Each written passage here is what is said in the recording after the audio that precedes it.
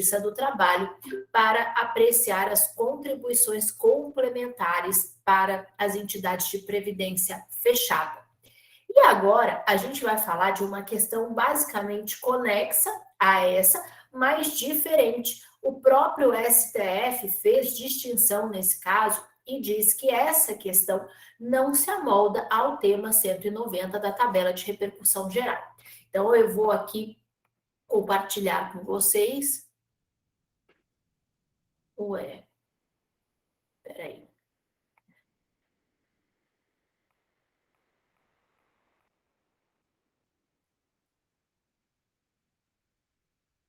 Aqui.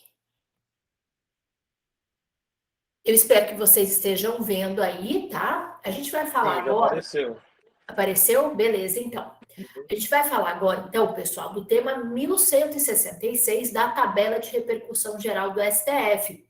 E esse caso é um ponto fora da curva, né? Porque o STF, mas eu acho que ele não tinha caminho para fazer diferente, mas preservou a competência da Justiça do Trabalho. A gente veio observando ao longo das nossas aulas que, na verdade, o STF ele não precisa nem de alteração legislativa, né? Ele vem, na verdade, reduzindo cada vez mais a competência da Justiça do Trabalho. E nesse tema 1166, isso não acontece, um ponto realmente fora da curva. Bom, esse tema 1166, a tabela, ele trata, então, sobre os reflexos das verbas trabalhistas nas contribuições para a entidade fechada de previdência privada, tá?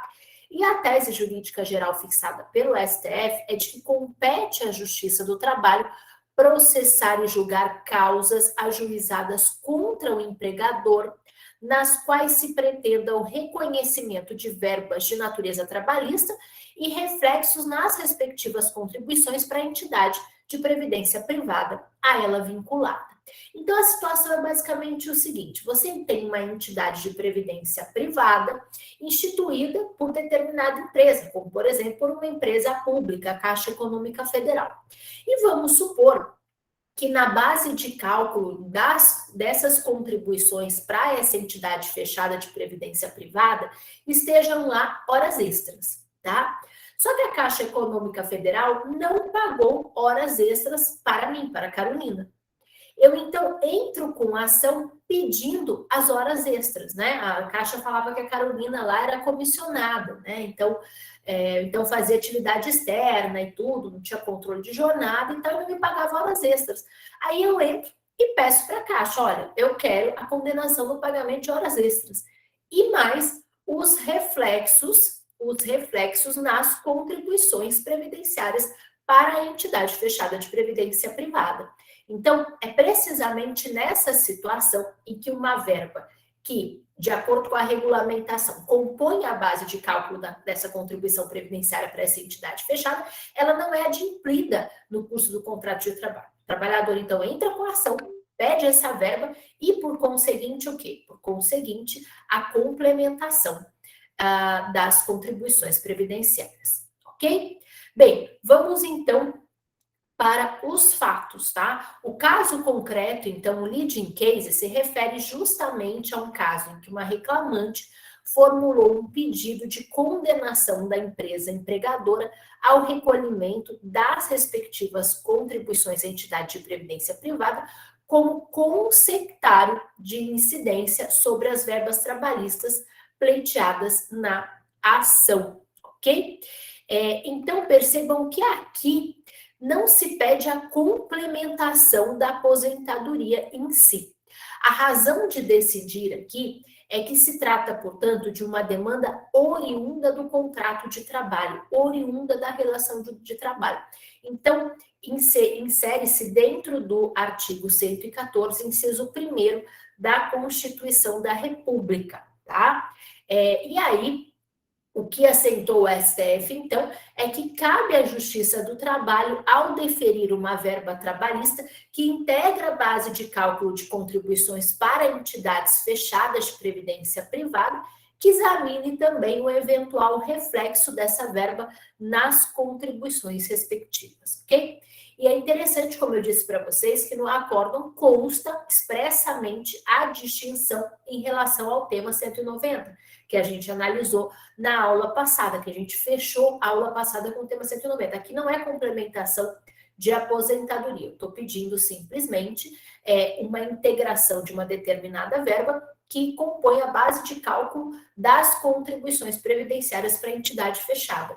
Então, nesse caso, a competência é da Justiça do Trabalho. E aí eu trago para vocês aqui um julgado da SDI 1 do TST, relatoria do ministro Breno Medeiros, só para a gente entender como essa decisão do STF vem sendo aplicada na Justiça do Trabalho, tá? Então, a Justiça do Trabalho segue o tema 1166, a tabela de repercussão geral do STF.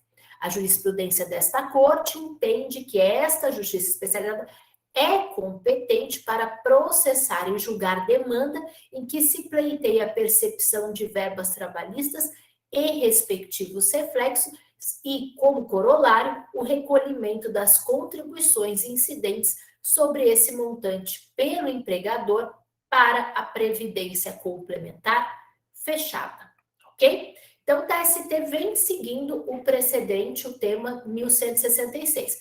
Assim como, só relembrando vocês da última aula, o TST também vem seguindo o tema 190 da tabela de repercussão geral do STF a partir do seu julgamento. Lembrando que antes do tema 190 do STF, o que acontecia era que o TST tinha o entendimento de que caberia à Justiça do Trabalho, portanto, seria de competência da Justiça do Trabalho, julgar as causas de complementação de aposentadoria, ok? Pessoal, falar um pouquinho aqui para vocês sobre um tema de direito probatório, tá? Um tema bastante tranquilo, mas a gente diz que é uma tendência, né? O abandono, de uma certa forma, das provas orais, né? O professor Heitor Sica, da USP, ele fala o seguinte: hoje, a tendência, né, atual e futura é que as provas orais fiquem cada vez mais desprestigiadas. Se vocês pensarem bem, por exemplo, no caso de assédio moral, de assédio sexual, né, será que você precisa de testemunha? Hoje, que na verdade todo mundo tem um celular que pode fazer uma gravação, né, uma gravação de uma ofensa, então você coloca o seu celular para gravar e o seu superior hierárquico, o seu líder, o seu gerente, está lá te ofendendo, né? Ou um assédio sexual, né? Enfim, que seja praticado, seja presencialmente, seja por meio de mensagens, né? De cunho sexual. Então, tudo isso, na verdade, a presença de meios tecnológicos faz com que, paulatinamente, aí se abandone a prova testemunhal, a prova oral, né? E essa é uma tendência que talvez até pegue na Justiça do Trabalho, né? A gente vê aí os tribunais capacitando cada vez mais os seus magistrados e servidores para as provas digitais. Essa é uma realidade que veio para ficar, né? A gente gostando ou não, veio para ficar. Eu acho que ainda nós temos um bom tempo ainda com a concomitância dessas provas, mas cada vez mais as provas digitais, né, vão conviver com as chamadas provas analógicas, as provas tradicionais, né, com a prova oral e tudo, mas sem dúvida é uma tendência bastante grande, né? E a gente diz o seguinte: a prova digital, ela é uma prova binária, ela não é enviesada, né? Ela é uma prova, na verdade, que reproduz com fidedignidade, né? Desde que você consiga fazer corretamente a extração, preserve os requisitos de validade de uma prova digital, você consegue, de fato, ter um grau de confiança muito grande em uma prova digital, né? E o professor Heitor Sica fala uma coisa que é verdade, ele fala, olha, inclusive, essa questão de você fazer audiência telepresencial por videoconferência, tudo isso que, na verdade, ainda reforça ainda mais o uso de meios digitais e o abandono de uma prova oral, né? Porque existem vários aí argumentos contrários, por exemplo, a você fazer um interrogatório, ou mesmo um depoimento pessoal, ou mesmo a oitiva de uma testemunha que não seja presencialmente, ou que não seja ela estando dentro de um local, dentro do fórum, né? Quanto à questão da confiança e tudo. Bom, mas aqui, pessoal, é algo bastante já falado, bastante já consolidado. Eu só trago para vocês, então, a título de registro, o tema 237 da tabela de repercussão geral do STF, que fala justamente que é lícita a gravação ambiental. Então, você tem um ambiente que, por exemplo, eu aqui e Silvia Vale estamos conversando, e eu resolvo gravar, né? Gravar o que nós estamos falando. Isso significa que, nesse caso, essa gravação realizada por um dos interlocutores é algo lícito, né? Algo absolutamente possível de ser realizado. Não existe ilicitude nessa prova, tá? Então, é justamente isso. Aqui, pessoal, esse tema 237 da tabela de repercussão geral, ele se originou de uma questão penal, de uma questão criminal. Mas é claro que isso se aplica também para uma prova de um assédio moral, por exemplo, tá? Para vocês terem uma ideia, que envolvia um caso de desacato, tá? De desacato, um advogado desacatou o magistrado em audiência. E quem estava filmando era o advogado. Era o advogado, tá? E aí, então, aqui a questão que surgia era, será que era lista essa gravação que foi feita pelo advogado sem o conhecimento do magistrado? E no final, o magistrado que era a vítima acabou se beneficiando, inclusive, dessa gravação. E o réu aí acabou se incriminando por uma gravação que ele mesmo fez, né? Que ele mesmo fez. Mas, enfim. Então, essa possibilidade de gravação, não há qualquer ilicitude, tá? Então, a razão de decidir aqui no STF é que não há qualquer tipo de interceptação, não há quebra do sigilo de comunicação, né? O que torna ilícita, então, a gravação de uma conversa? É se houver quebra de um sigilo legal, como o sigilo de comunicação pessoal. Agora, quando isso é feito por um dos interlocutores, quando, portanto, a outra parte não tem expectativa de privacidade, como não tem expectativa de privacidade em relação dos interlocutores, afinal de contas está falando para ele, isso não é interceptação, não há quebra, portanto, de um sigilo de comunicação. Essa gravação, portanto, ela é lícita, então pode ser admitida aí para o convencimento do magistrado, ok?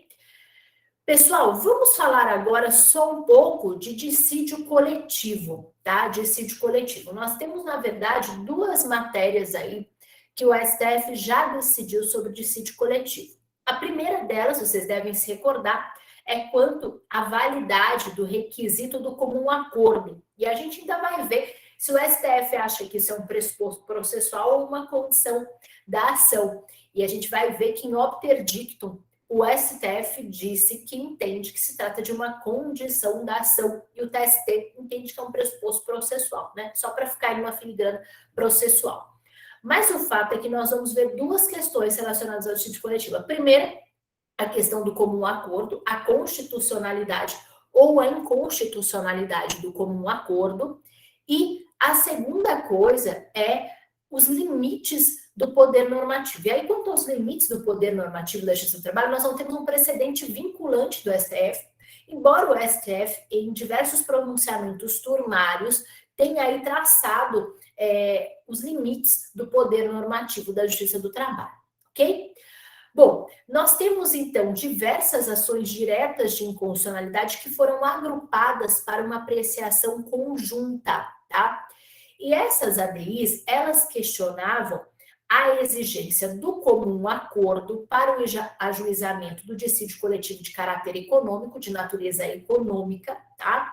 Esse requisito a gente sabe que foi inserido no artigo 114, parágrafo 2º da Constituição da República pela Emenda Constitucional 45 de 2004, tá? E aí o argumento principal era o quê? Uma vedação de acesso ao poder judiciário, tá? Por um requisito, na verdade, que dependia, então, do acordo, da vontade da parte ré, da parte suscitada no dissídio coletivo, em anuir aí com o processamento do dissídio, tá? E a outra coisa também, que aí é pouco falado, mas essas ADIs também tratavam do 114, parágrafo 3º, que a legitimidade do MPT para ajuizar dissídio coletivo em caso de greve em atividade essencial. Diziam se isso era constitucional ou inconstitucional, tá bom? Bom, e aí a emenda desse julgado é bastante grande, tá? Mas o que acontece? Aqui ficou decidido igualmente, né, a constitucionalidade tanto do comum acordo quanto da possibilidade do MPT, do MP trabalhista, então, fazer a intervenção nesse dissídio coletivo quando em greve em atividade essencial, tá? Bom, então, o que é que ficou aqui? Olha, na verdade, a razão de decidir, tá? Do STF, no caso, é que não há obstáculo ao acesso à justiça. Então, o comum acordo não cria um obstáculo ao acesso ao direito fundamental de ação, que está previsto lá no artigo 5º, inciso 35 da Constituição da República. Por quê? Porque se trata da criação de um novo direito. Lembrando que aqui a gente está falando do dissídio coletivo de natureza econômica, tá? E o STF disse mais. Então, aqui é um uso anômalo da jurisdição, não é para uma demanda típica em que há um conflito, em que há uma lide, e sim a criação de um novo direito. Então, não há obstáculo ao acesso à justiça. E aí, o STF vai além, fala, olha, quando eu exijo um mútuo acordo, eu atendo à Convenção 54 do AIT, porque eu faço um estímulo à negociação coletiva, à autocomposição coletiva, ao diálogo social entre as partes, né?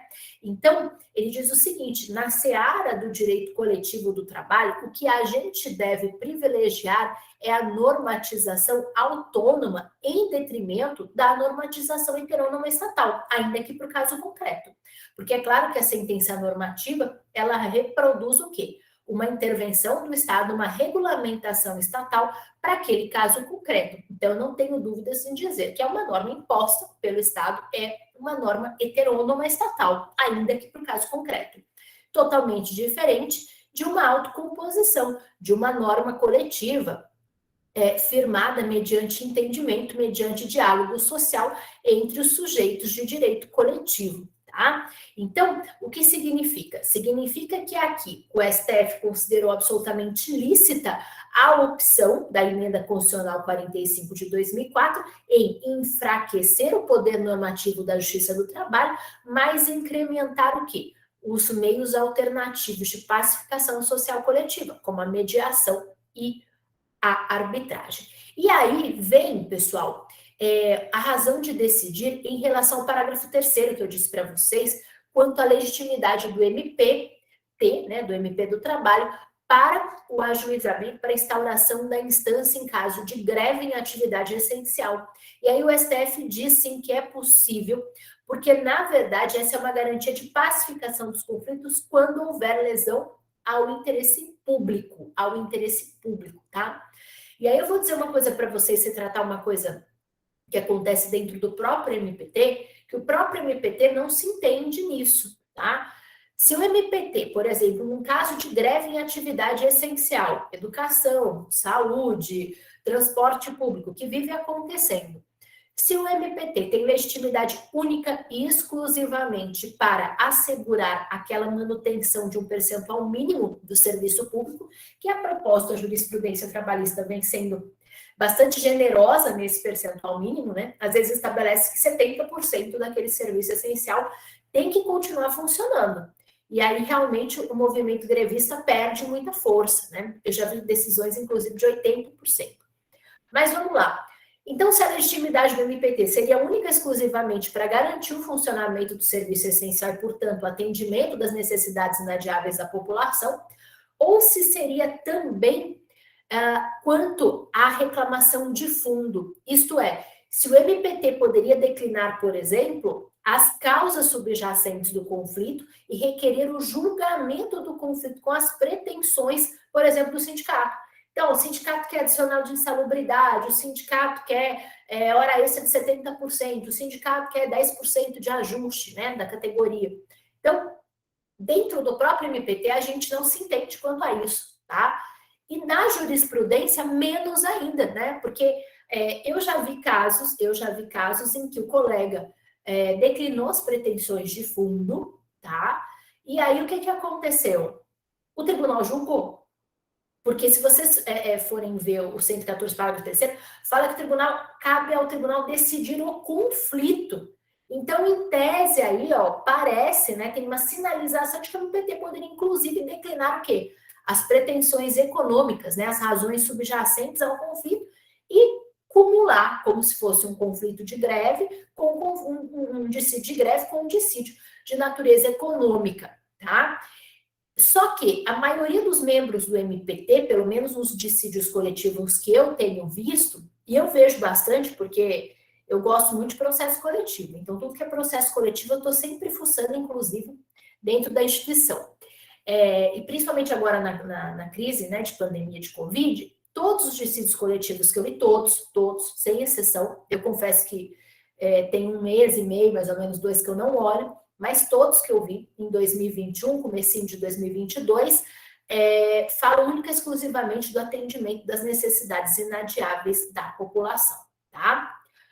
Bom, mas o que é interessante é que no julgamento dessas ADIs nós temos um opter dictum, né? Algo que foi dito de passagem, algo que não é razão de decidir, é um argumento absolutamente residual, que é absolutamente desnecessário para que o STF aí decidisse essa questão quanto à constitucionalidade ou inconstitucionalidade da emenda constitucional 45 de 2004 nesse particular. Mas o STF, em opter dictum, né, diz que o comum acordo é condição da ação, tá? Tá lá no voto. Agora, o TST, a gente sabe que existe uma cisânia, uma certa divergência doutrinária, se é uma condição de ação, se é um pressuposto processual, enfim. Mas o TST se inclina para pressuposto processual, né? Pelo menos os julgados são bem remansosos nesse sentido. Mas o STF disse em opter dictum, como eu disse para vocês, que se trata de uma condição da ação, né? Bom, opter dictum não é vinculante, tá? É só, na verdade, um argumento de reforço, é aquilo que é dito rapidamente ou de passagem. Vamos lá. Bom, aí eu trago para vocês, olha só, uma decisão do TST, por quê? Algo que é bastante criticado, tá? Pela doutrina, né? Eu vi várias críticas já nesse sentido. Qual que é o entendimento do TST? Para dissídio coletivo econômico, se exige o comum acordo. E esse comum acordo pode ser expresso ou pode ser tácito. Agora, no caso de dissídio coletivo de greve, o TST dispensa o comum acordo. Agora, o que acontece no dissídio coletivo de greve é que quando o sindicato entra com o dissídio coletivo de greve na mesma empresa, o que eles fazem? Já colocam as pretensões de fundo. E o TST julga. O TST julga. E aí, nesse caso, então, existe uma dispensa do comum acordo para um dissídio coletivo de natureza econômica. Aí vocês vão me dizer, não, mas é de greve. Não, peraí. Nós temos um dissídio coletivo de greve cumulado com um dissídio coletivo de natureza econômica. Tá? Então, assim, o que se critica é que, nesse caso, o TST não estaria obedecendo, tá, a decisão vinculante do STF nas ADIs. Por quê? Porque nós temos a acumulação de 2 dissídios. O dissídio de greve é para dizer a abusividade ou não do movimento, enfim, para definir outras questões. Mas a pretensão de fundo, se é devido ou não o aumento salarial, se é devido ou não a cesta de alimentos, se é devido ou não o pagamento das horas extras em percentual além de 50%, isso é uma pretensão de fundo. Isso é um dissídio coletivo de natureza econômica, tá? E o que acontece? O TST vem aceitando e vem julgando a pretensão de fundo, mesmo que sem o comum acordo, no caso de dissídio coletivo de greve, tá? Então, fica aí para vocês verem o precedente de relatoria do ministro Godinho Delgado, de 2020, da SDC, tá? Só para eu trazer para vocês, na verdade, essa discussão, que é uma discussão que realmente ainda se faz, ok? Pessoal, dúvidas, eu não tenho acompanhado o chat aqui, mas eu acredito que não tem, né? Não tem nada. Vamos lá, vamos voltar. Bem, mais uma questão que eu queria tratar com vocês. Olha, na verdade eram 3, né? Eu falei para vocês que eram 2, mas são 3, na verdade. Essa aqui também não tem precedente vinculante, tá, gente? Mas eu queria tratar com vocês isso, porque eu já ouvi mais de uma vez, né, dizendo o seguinte: o STF não admite dissídio coletivo para pessoa jurídica de direito público. Não admite. Eu já ouvi isso várias vezes, tá? Isso é verdade, mas é verdade parcialmente. Por quê?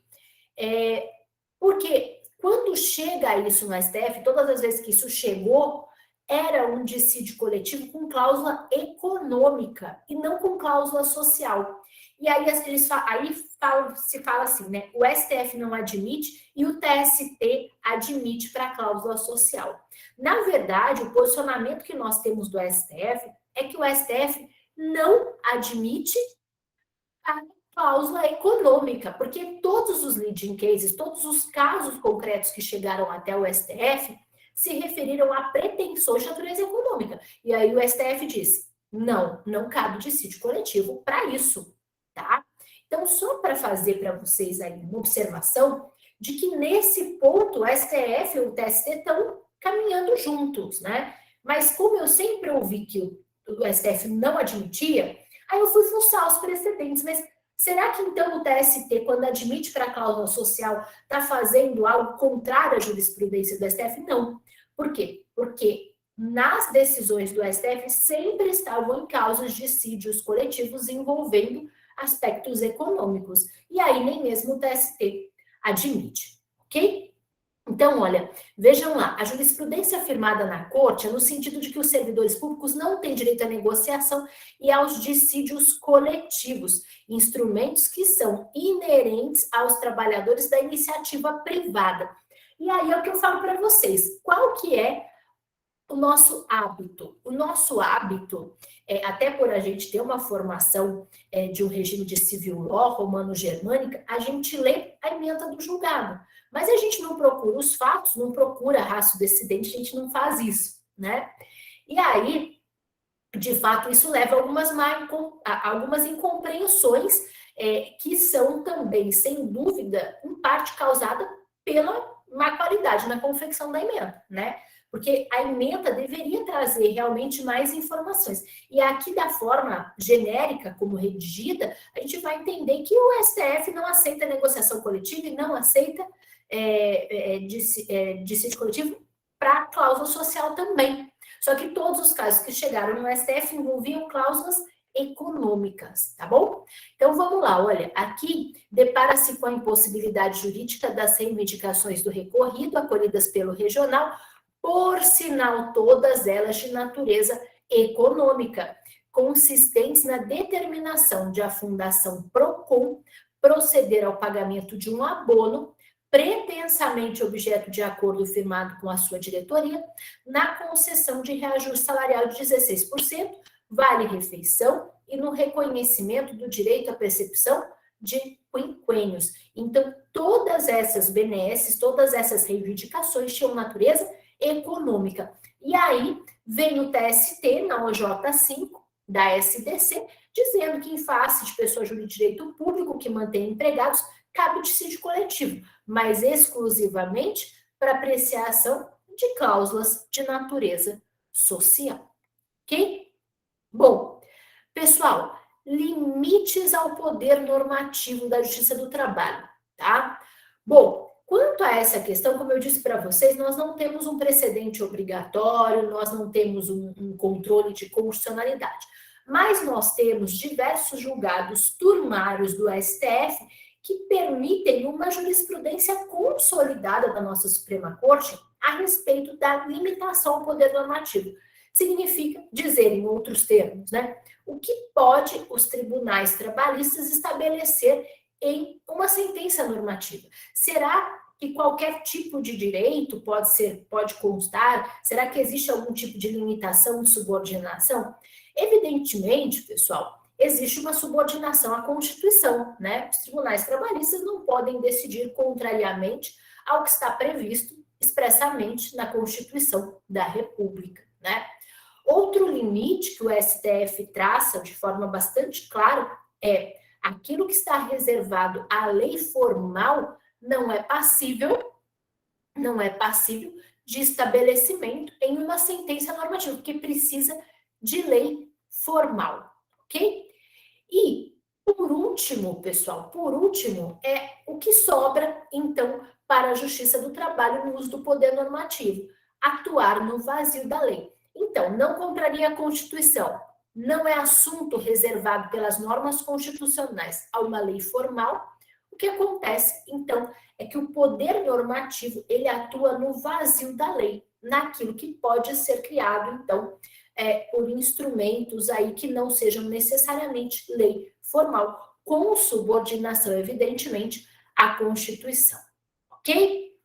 Bom, pessoal, outra questão aqui que eu quero tratar com vocês é quanto à Comissão de Conciliação Prévia, né? A CCP.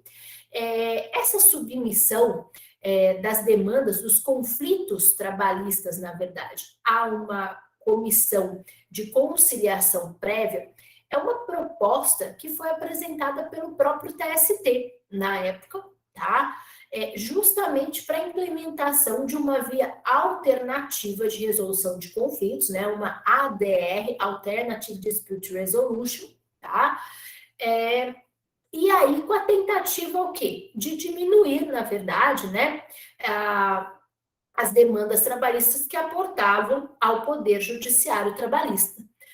Bom, qual era o problema disso aqui tudo, né? O problema disso aqui tudo é que, primeiro, instituía-se uma via obrigatória de passagem antes de se acessar o Poder Judiciário Trabalhista. E segundo aspecto, a chamada eficácia liberatória geral do extinto contrato de trabalho, tá? Bom, o que acontece aqui? Então, se vocês forem ver aqui, nós temos a regulamentação, especialmente nos artigos 625D e 625E da CLT, tá? E aí, pessoal, o mais chocante, né, seria de fato a eficácia liberatória geral, exceto quanto às parcelas expressamente ressalvadas. Vou fazer uma confissão aqui, minha, né? Eu não vejo com maus olhos, Carolina, não vejo com maus olhos a existência, né, que se fosse instituído, né, até considero que não sei se seria compatível com a Constituição de 88, mas vamos lá. De lege diferente, não me causaria estranheza e também eu seria até favorável, diria mais, que existissem determinados processos de coletivização obrigatória, tá? Isso já acontece, por exemplo, na Inglaterra. Determinadas causas somente podem ser acionadas, somente podem ser vindicadas quando feitas de modo coletivo, tá? Isso não me causaria estranheza, né? Eu já pensei nisso na Justiça do Trabalho, especialmente para horas em itinere, quando eu estava no interior de Goiás, em Rio Verde, que era muita hora em itinere, tinha vara do trabalho que só tinha hora em itinere, eu falava, gente, isso aqui é um caso de coletivização obrigatória e tudo, mas enfim, eu considero que pelo ordenamento jurídico brasileiro atual, seria de fato incompatível com o artigo 5º, inciso 35, especialmente na conformação ampla que o STF vem dando aí para o acesso à justiça, né? Mas para mim não é ruim. Agora, o que acontece aqui é que, então, nós tínhamos dois problemas, né? A CCP foi colocada, então, como uma via obrigatória, né, de passagem. Então, antes de você realmente acionar o Poder Judiciário Trabalhista, você tinha que ter o quê? Você tinha que ter passado pela Comissão de Conciliação Prévia, e aí, uma vez não prosperada a conciliação, quer dizer, você falhou na tentativa de conciliação, você vai receber uma declaração dessa comissão para você poder juntar a inicial trabalhista. Então, era uma via de passagem obrigatória. E também a eficácia liberatória geral. Então, foi proposta a ADI, tá? E o que o STF fez? O STF, então, declarou inconstitucional, tá? Essa via de passagem obrigatória. Disse, olha, eu vou prestigiar, sim, uma forma alternativa de resolução de conflitos, eu prestigio a conciliação, prestigio a consensualidade, nem poderia ser diferente, né, gente? Porque na justiça do trabalho é um princípio muito forte, né? E aí, então, só que eu não imponho isso como uma via obrigatória de passagem. Então, na verdade, eu faço uma interpretação conforme a Constituição. E mais, a eficácia liberatória geral não implica uma quitação indiscriminada de todas as verbas trabalhistas em relação ao extinto contrato de trabalho, ou em relação ao contrato de trabalho, e sim, única e exclusivamente no que tange às parcelas, tá? Então, pessoal, nesse caso, então, o que nós temos, a eficácia liberatória geral se restringe às parcelas negociadas, ok? Bom, razão de decidir, né? Primeira razão de decidir aí é justamente a contrariedade ao acesso à justiça, ao artigo 5º, inciso 35 da Constituição da República, né? Eu não posso ter uma via de passagem obrigatória. Agora, por um outro lado, a questão da consensualidade, a questão do acordo, né, a conciliação em si, é uma via interessante, válida, de solução, de pacificação dos conflitos trabalhistas. Então, também é um instrumento válido para acesso à ordem jurídica justa. E aí, pessoal, vem aí outra interpretação que fala que diz respeito a valores discutidos em eventual procedimento conciliatório, não se transmudando em quitação geral indiscriminada de verbas trabalhistas. Aí vocês vão dizer assim para mim, Carolina, mas é valor ou é parcela, tá? O acordo é uma bagunça, porque cada hora a ministra fala valor, parcela, mas o que prevaleceu nas discussões é que é parcela. Então, hora extra é hora extra, não é valor que foi pago às horas extras, é a parcela em si, tá bom? Mas olha, aqui eu transcrevi para vocês um trecho do voto, e no trecho do voto tá falando valor, tá? É meio chato, assim, eu achei um voto meio... até porque eles não têm uma familiaridade com a justiça do trabalho, então eles acabam falando de modo meio indistinto as coisas, mas na verdade o que prevaleceu foi a quitação pela parcela, ok? Pessoal, procedimento sumaríssimo, olha só, que interessante, eu falo que é até interessante porque é uma coisa absolutamente boba, mas é título de conhecimento, né? Eu nunca achei que isso seria inconstitucional, mas enfim, vamos lá. Nas mesmas ADIs, ADI 2139, 2160 e 2237, haveria o questionamento também quanto à vedação à citação por edital no procedimento sumaríssimo, né? A gente sabe que o procedimento sumaríssimo pretende ser um procedimento mais célere, mais rápido, e, portanto, veda a citação por edital, impõe que o pedido seja líquido, certo, determinado, e aí foi questionada essa impossibilidade de citação por edital no procedimento sumaríssimo, né? Dizendo, olha, isso aqui fere a igualdade, isso aqui, na verdade, fere o acesso à justiça e tudo. Bom, o STF teve uma conclusão que, para mim, não poderia deixar de ser outra, né? É uma situação específica para um procedimento específico, célere, informal, então é sim válida, né, essa impossibilidade de citação editalícia, justamente para imprimir maior celeridade à tramitação do feito, e, na verdade, é algo que é compatível, inclusive, com outros procedimentos mais céleres que encontram paralelo no processo civil, por exemplo. E mais, não fere o acesso à justiça, por quê? Porque, se for o caso de citação editalícia, não haverá extinção do processo sem resolução do mérito, e sim uma conversão no rito ordinário. E olha, isso é dito em opter dictum, tá? Que há a conversão em rito ordinário. Portanto, pessoal, vejam que a nossa Suprema Corte já sinalizou que, sendo o caso de citação editalícia, então o réu não foi localizado, não foi encontrado, o que acontece? O juiz não extingue, o juiz converte no procedimento ordinário. O STF disse isso em opter dictum. Isso não é uma razão de decidir, porque, sem dúvida, é algo dito de passagem, não é algo absolutamente necessário para a resolução aqui, para sustentar a conclusão do STF, tá? Então, o que o STF diz é, olha, a restrição ao uso do edital como meio de citação é compatível com a celeridade, com a especialidade do procedimento, ok? Bem, mais uma decisão. Pessoal, essa decisão foi uma decisão que ficou bastante famosa e corresponde ao tema 679 da tabela de repercussão geral do STF. Eu vou ler para vocês, é a seguinte: surge incompatível com a Constituição Federal exigência de depósito prévio como condição de admissibilidade do recurso extraordinário, no que não recepcionada a previsão constante do parágrafo 1º do artigo 899 da CLT, sendo inconstitucional a contida na cabeça do artigo 40 da Lei 8177 e, por arrastamento, o inciso 2º da Instrução Normativa 3 de 93 do TST.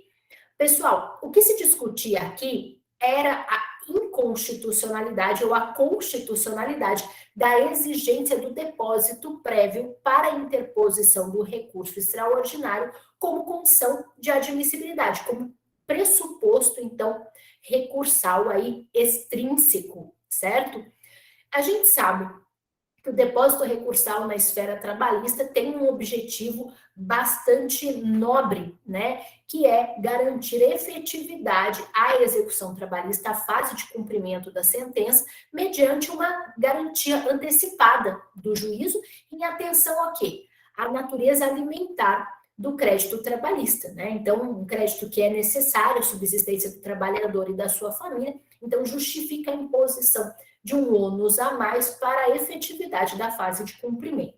Bem, mas o STF não considerou assim para o recurso extraordinário e disse que viola, então, a garantia constitucional de acesso a um recurso constitucional, de acesso ao próprio STF,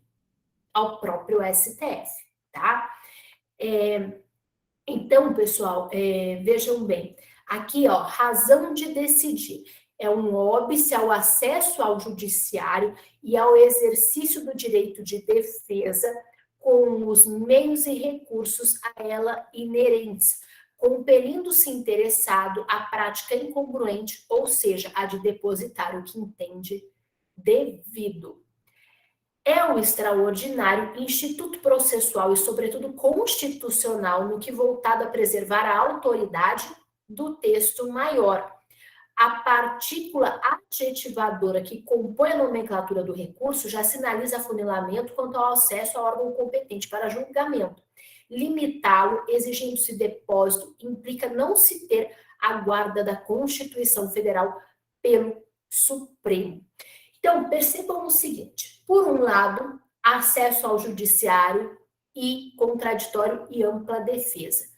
De outro, se leva em consideração também como rácio o fato do RE, do recurso extraordinário, ser um recurso já excepcional, já de cabimento estrito e que viabiliza o acesso ao STF para a preservação da autoridade da Constituição. Olha, já é um recurso de feição constitucional, com pressupostos de cabimento, com hipóteses de cabimento bastante estritas, bastante restritas, e mais ainda, um recurso cujo objetivo é preservar a autoridade do texto maior. Então, percebam que nós temos duas razões de decidir igualmente importantes, tá? O que preocupa aqui, na verdade, é a pretensão de pegar esse tema 679 e levar para todos os demais recursos trabalhistas, né? Em outras palavras, eu perguntaria para vocês, isso significa, então, que eu posso transpor a razão de decidir do tema 679 do STF e levar isso para o recurso de revista, para o recurso ordinário? Isto é, a partir do julgamento do tema 679, não se exige mais depósito recursal como pressuposto de admissibilidade extrínseco dos recursos trabalhistas, né? Pessoal, não me parece que essa seja a melhor interpretação. Por quê? Porque quando você lê o acórdão, você tem duas razões de decidir. E me parece que seja possível fazer uma distinção justamente em razão de uma delas. Recurso de revista não é um recurso constitucional, recurso ordinário não é um recurso constitucional, não tem o objetivo aí de preservar a autoridade do texto maior, não é um instituto de índole constitucional que, portanto, tem que estar regulado constitucionalmente. Me parece aí que isso deve ficar circunscrito à lógica do recurso extraordinário, que sim tem por objetivo preservar aí a autoridade da Constituição, tá? É o que vem prevalecendo, mas eu tenho que dizer para vocês que eu entendo que quanto à primeira razão de decidir, né? É um óbice à ampla defesa, é um óbice aos recursos, né? Aí poderia ser até que colasse, mas a gente teve aí esse outro argumento, essa outra razão de decidir bastante importante, que a gente pode fazer uma distinção em relação aos demais recursos trabalhistas, tá? Para a gente continuar exigindo aí o depósito recursal como pressuposto recursal extrínseco, porque o depósito recursal realmente ele tem essa utilidade de preservação da efetividade de execução para um crédito que é um crédito alimentar, um crédito privilegiado, ok? Bom, pessoal, execução, tá? Execução tem muita coisa mesmo para tratar com vocês, mas eu quis fazer aí um recorte, tá? E eu não sei se vocês, com certeza vocês se deparam muito com essa situação que eu vou tratar agora, mas eu no MPT me deparo todo dia, né? Todo dia eu não sei, mas toda semana com certeza, né? Então, o município, sei lá, contrata um OS para gerir o serviço de saúde, aqui no estado de São Paulo é moda, né? Moda, já tem muitos anos, é uma moda que não passa. Mas o que acontece? Contratou a OS, né? E aí eu sempre falo o seguinte, quando contratava empresa, era melhor, por incrível que pareça, gente. Por quê? Empresa tem patrimônio, OS não. OS pode ter cessão de serviço de servidor público, cessão de bem público. A empresa quando entrava, ela tinha um patrimônio, ela tinha equipamento, ela tinha seus próprios empregados, ela tinha uma saúde financeira melhor. A OS não precisa, né? Não precisa. Então, eu acho que agravou, né? Eu falei assim, gente, acho que esse negócio aí ficou pior, a emenda ficou pior que o soneto. Mas, enfim. O que acontece? Aqui no estado de São Paulo, todos os municípios basicamente terceirizam saúde, né, a gestão de determinado hospital municipal, para uma OS, uma organização social. E aí, pessoal, o que acontece é que essa mesma OS tem diversos municípios e tal, e aí pega o recurso de um município, tampa o buraco em outro lugar, e assim vai aquela beleza, até que chega uma hora que fica tudo insustentável, né? Cai tudo, e aí o que acontece é que a OS, né, não paga ninguém, para de executar o serviço, porque os trabalhadores fazem greve, o município internaliza o serviço, fala, eu vou ter que prestar o serviço, porque é necessidade inadiável da população e tudo, e os trabalhadores ficam lá com direito marítimo a ver navios, né? Ficam lá olhando, porque ficou sem receber, e tudo já estava sem receber e tal. Bom, e geralmente, o que existe? Existem as chamadas medições em aberto. Eu não sei se vocês chamam da mesma forma aí, né? Mas o que aconteceu? Valores residuais que o poder público deve a essas OS com base em serviços prestados, mas que ficaram retidos em virtude, muitas vezes, de multas contratuais por descumprimento. Cumpriu o direito ao serviço, atrasou o FGTS, e eles vão retendo, né, parte das faturas e ficam lá com esse dinheiro preso, né?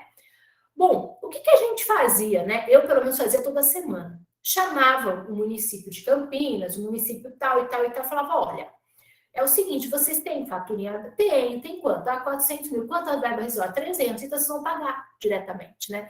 E o município, geralmente, o quê? Concordava, né? Era bom, era assim. Bom, essa realidade mudou a partir da DPF 485, né? Mudou. Por quê? Porque a realidade da DPF 485 era a mesmíssima situação que eu falei para vocês, né? A OS parou de prestar o serviço porque estava lá super enrolada e tal. O município tinha notas pendentes de pagamento, então tinha lá, sei lá, 400, 500, 600 mil, o que era necessário, basicamente, para o pagamento, daquelas verbas rescisórias, das verbas trabalhistas, e aí, ao invés de conseguir um acordo no Ministério Público, isso ia para a Justiça, o sindicato, o próprio MPT entrava com a ação. O que o juiz falava? Estou bloqueando, dava uma ordem de bloqueio desses valores, que eram os valores que eram pertencentes à empresa, mas bloqueava para fazer o pagamento direto para os trabalhadores, né? Isso sempre foi feito na Justiça do Trabalho, né? E eu brinco assim, era uma época que a gente era feliz e não sabia, né? A época que era mais feliz, então, era quando o município falava que ia fazer o pagamento direto. Isso sempre acontecia. Depois veio o STF e complicou muito a vida da gente, né? Porque a partir da DPF 485, o município passou a dar uma banana para o MPT, né? Eu não sei como é que está na Justiça do Trabalho, mas eu imagino que devam dar uma banana, talvez mais respeitosa, mas para o MPT eles dão literalmente uma banana, né? E é até interessante porque eu já estou aqui na 15ª, já vai fazer 10 anos praticamente, e então há 10 anos, por exemplo, eu já conheço todos os procuradores municipais dos 80 municípios, não todos, mas sei lá, 60 com certeza eu conheço. E aí eles olham para a cara da gente e falam assim: doutora, por mim, né, eu até faria, a senhora sabe, porque eu sempre fiz, mas agora não se faz mais, o município não faz mais, porque tem a decisão do STF, né? Basicamente é isso que eles falam para a gente, né? Você olha e fala, pois é, né? Enfim, não tem o que fazer, fica todo mundo olhando um para a cara do outro de bobo, né? Enfim, mas é isso. Bem, então o que fez o STF nessa DPF 485? Ele disse basicamente que não pode, né? O juiz não pode lá dar essa ordem de sequestro, de bloqueio, de piora dessas verbas, tá? Dessas verbas que são as quais? As verbas, na verdade, que o ente público deve à empresa prestadora de serviço, né? A gente sempre fez isso, a verdade era essa, mas o STF disse aí, ó, a gente não pode fazer isso, tá? E hoje realmente me parece que cortaram a gente aí legal, tá? Razão de decidir, gente, ó, o princípio da separação dos poderes, né? Porque da forma como efetivados os sequestros, a intervenção indevida do judiciário sobre o executivo, né? Eu nunca achei que fosse intervenção indevida do judiciário no executivo quando você usa métodos diversos, né, daquele que é o script para você implementar uma decisão judicial, né? Enfim, só porque a fazenda pública, enfim, para mim não chega a ser ofensa a separação dos poderes, né? Contraditória e ampla defesa, uma vez que o sequestro é efetuado sem observar prerrogativas da fazenda pública, sem possibilidade de exercício de defesa pelo ente público, né? Como se isso não pudesse ser postergado em nenhum momento, e sem considerar eventuais circunstâncias que justificariam a legítima retenção dos valores perante as empresas contratadas. Isso eles vivem falando, não, mas tem multa devida ao município. Eu falo, tem multa devida ao município. Mas depois você vai ter que pagar. Então, não, mas aí eu pago depois. Isso entra para precatório e tudo. É assim, né? Bom, ofensa ao princípio do juiz natural, pois o juízo competente para apreciar a cobrança e execução de créditos devidos pelo Estado seria o juízo civil fazendário e na Justiça do Trabalho. Aqui eles falam o seguinte, porque esse valor é um valor que o Estado deve para a empresa. Então, se o Estado deve isso para a empresa não cobraria isso na Justiça do Trabalho. A empresa cobraria isso onde? No juízo civil ou na vara especializada da Fazenda Pública Estadual, né? Então, ele fala, então, tem ofensa aí ao princípio do juiz natural. A necessidade de observância da ordem cronológica dos precatórios, né? Já que as decisões objeto do DPF determinam o pagamento de vultosos montantes sem cumprir a sistemática dos precatórios, e a segurança orçamentária, tendo em vista que os sequestros importam em verdadeiros atos de transposição de dotação orçamentária realizados pelo Poder Judiciário, gerando desordem na gestão das finanças estaduais. Pessoal, eu fui procuradora do Estado de Goiás, né, antes de ser procuradora do Estado, e eu sempre achei isso e continuo achando que o que a gente tem, na verdade, é um microsistema processual do Estado. E isso se reforça cada vez mais, né, e quando eu falo microsistema processual do Estado, eu não sei, isso é óbvio, né, existe mesmo, mas de uma forma bastante... o Estado ele não quer, ele é réu, mas ele não aceita essa situação, né? Então, ao invés de, sei lá, ele mudar o direito material, porque, né, eu tô sendo muito acionário, então muda o direito material, né? Fala que você não tem responsabilidade, enfim. Não, aí ele começa a criar entraves processuais, né? Isso é triste, né? Então, você cria um microsistema processual do Estado absolutamente vantajoso, né? O Estado toma uma opção que é lista de terceirizar suas atividades, mas, como diz o Homem-Aranha, grandes poderes traz grandes responsabilidades.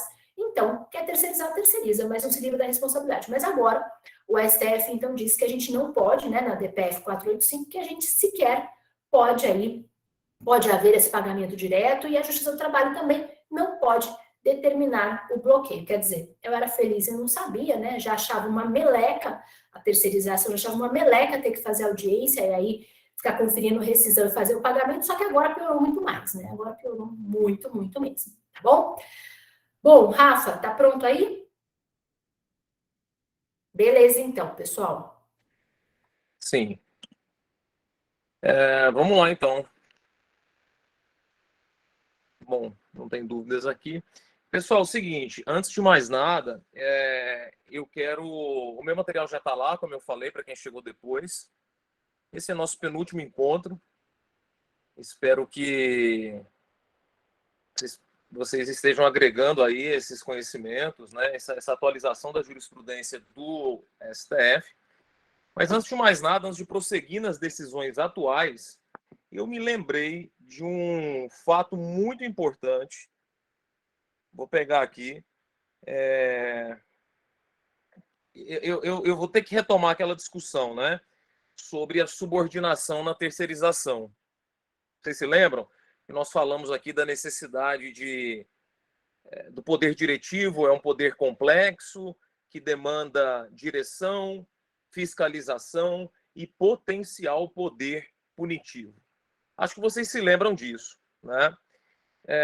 Porque nós comentamos aqui, acho que na primeira ou no segundo encontro, que a questão da ilicitude ou licitude da terceirização em atividade fim, isso está superado, mas que nada impede que o juiz, no caso concreto, reconheça o vínculo direto com a contratante dos serviços, caso haja subordinação direta. Isso foi exaustivamente tratado aqui. E o nosso ponto de discussão, que nós focamos mais, foi a questão da subordinação direta. O que caracteriza a subordinação direta?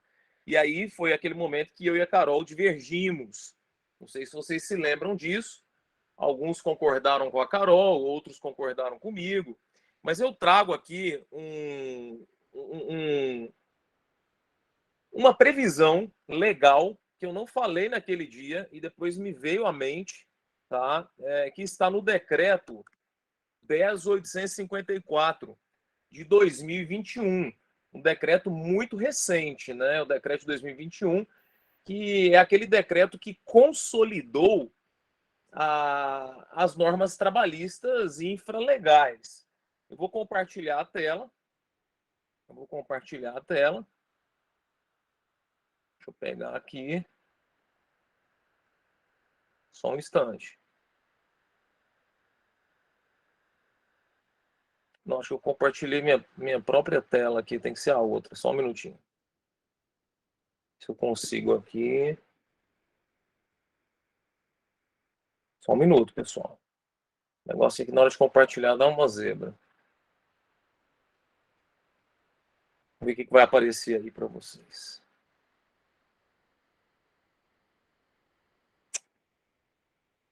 Vocês estão vendo a minha própria imagem, é isso? Deixa eu ver aqui. Não, agora está aparecendo aí o decreto. Pronto. Agora apareceu aí. Então vamos lá, pessoal. Só para a gente matar esse assunto, artigo 39, parágrafo 6º, tá? Artigo 39, parágrafo 6º, que vai exatamente na linha do que eu tinha falado para vocês e que a Carol não concorda. Tá aqui o parágrafo 6º, olha. E trata de terceirização, certo? Ó, das empresas prestadoras de serviços a terceiros, terceirização. Parágrafo 6º. A caracterização da subordinação jurídica deverá ser demonstrada no caso concreto. No caso concreto. E incorporará a submissão direta, habitual e reiterada do trabalhador aos poderes diretivo, regulamentar e disciplinar da empresa contratante, dentre outros, tá? Então, o decreto ele vai naquela linha de que o poder, a subordinação ela é uma estrutura complexa. Complexa no sentido de que pressupõe as 3 ou 4 dimensões do poder empresarial: poder diretivo, poder disciplinar, poder fiscalizatório e poder punitivo. Né? Então, está aqui, com todas as leis. Então, nós temos esse decreto. Tá? Esse decreto ele goza de presunção de constitucionalidade, até que se diga o contrário, mas é aquele entendimento que eu encampo e é um entendimento, confesso, né, favorável às empresas. É favorável às empresas. Né? E é a posição que a 4ª turma vem adotando. Então, era só para trazer este reforço argumentativo do decreto, então, decreto 10.854, de 10 de novembro de 2021. Tá bom? Beleza. Alguma dúvida sobre isso? Não? Então, vamos lá. Vamos prosseguir aqui com as nossas decisões.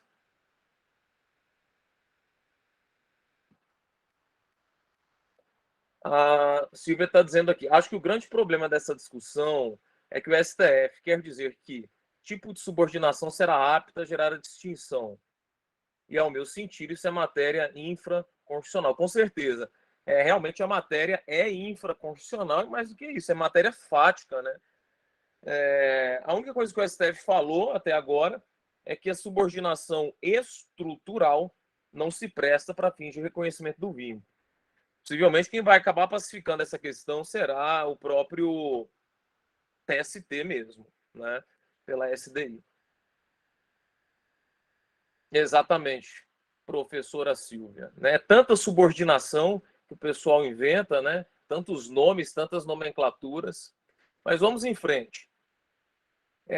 Eu tinha separado aqui algumas decisões, até a Carol acabou comentando, teve um desencontro de informações sobre a CCP, só vou reforçar rapidamente, mas pelo que eu me lembro, nós paramos aqui na constitucionalidade do direito de sindicalização dos empregados em sindicatos.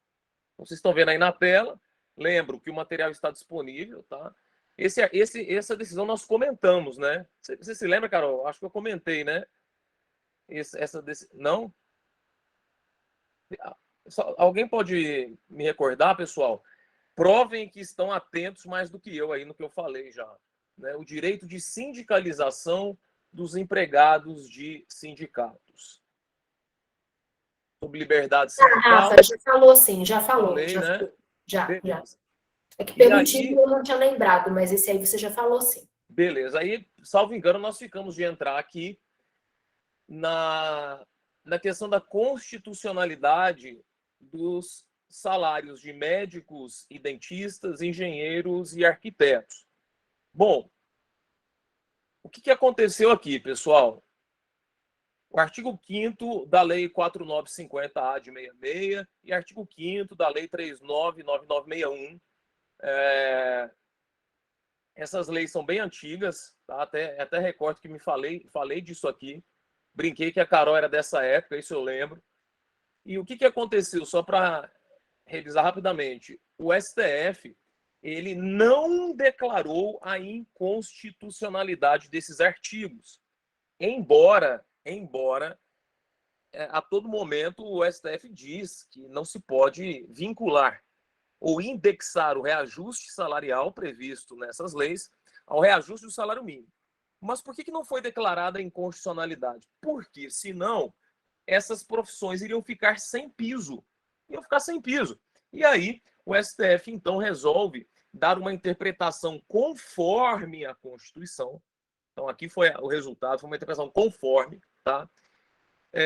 E adotou uma técnica chamada técnica do congelamento da base de cálculo dessas profissões. Então, o ano que vem, quando subir o salário mínimo, o reajuste dessas pessoas vão depender de negociação coletiva ou da vontade do empregador. Não haverá um reajuste automático mais.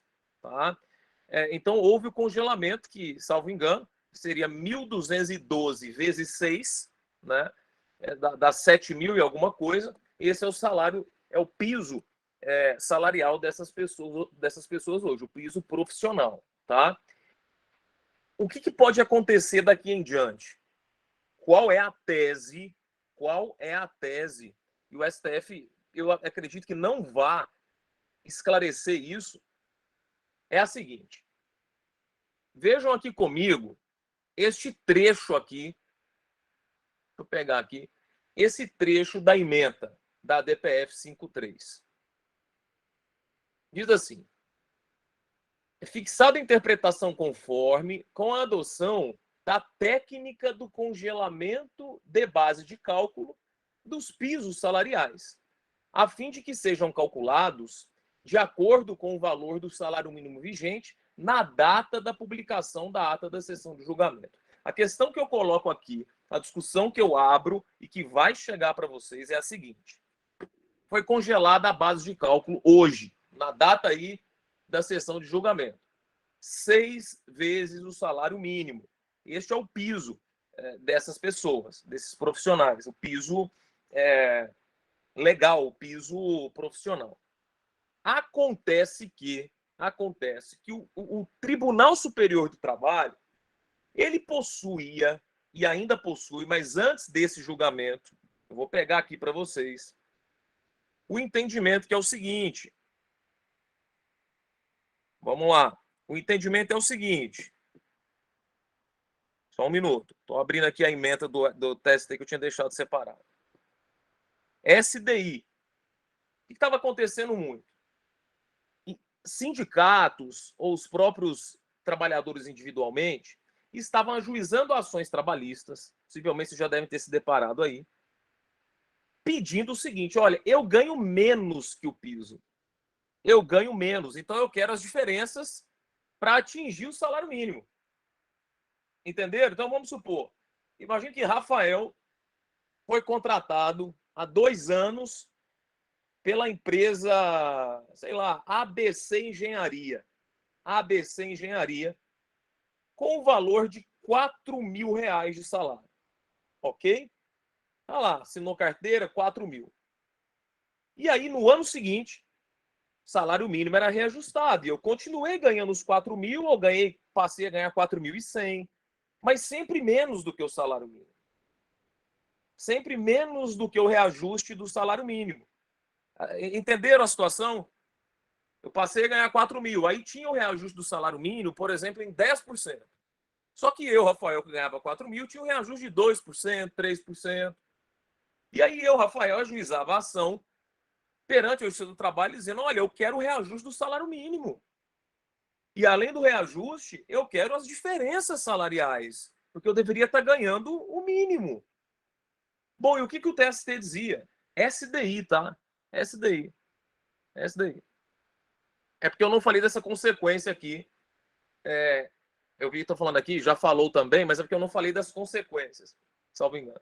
Dizia o TST que, abre aspas, ementa da SDI,